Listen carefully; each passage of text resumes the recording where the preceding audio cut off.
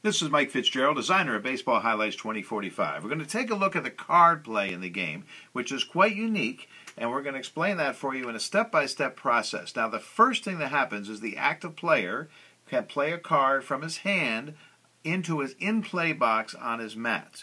He can also play a card from his hand into his dugout, which is his discard pile, if it's got a PH symbol on it. This allows him to bring another player in instead. That PH stands for pinch hitter. It means that that player can be pinch hit for, so you can throw it out to get another. We're going to go into more detail on that during the pinch hit video. But today we're just going to do the basic card play, which is to play a card from your hand directly into your in-play box. And to start the game off, the visiting team does that. So I'll be the visiting team, Ralph's going to be the home team, and here we go. The first card I play is Speedbot. He is a robot. Now, as the first card played in the game, we're going to skip steps 2 and 3 and go right to step 4, which is to look at Speedbot's hitbox and see what he's threatening to hit. He's threatening to hit a single followed by a triple.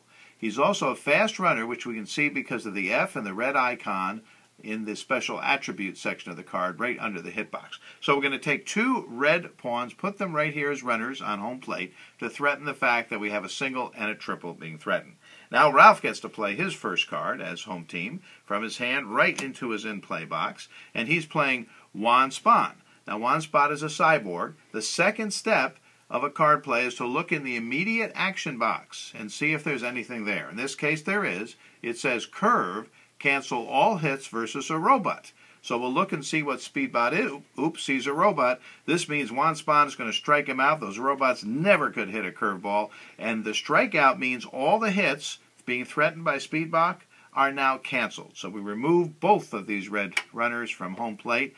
The next step, number 3, is to resolve Speedbot's hitbox. There's nothing there now that he's been struck out, so there's nothing to resolve. Step 4 is to go back to Juan Spawn and look at his hitbox and threaten that. So he has a double and a single there, and you can see he's an average runner with the blue icon. So 2 blue runners go on his home plate to threaten that he is trying to hit a double followed by a single. So we go back to my play, and I'll be playing Mickey Maris directly into my in-play box. Mickey Maris is a natural. Second step, let's look at the immediate action box. In Mickey's case, it says glove, cancel 1 hit. He's a great fielder. So we look at what's being threatened, the double and the single, and Mickey says, I'm going to cancel that double. So we take one of these markers off because that's canceled.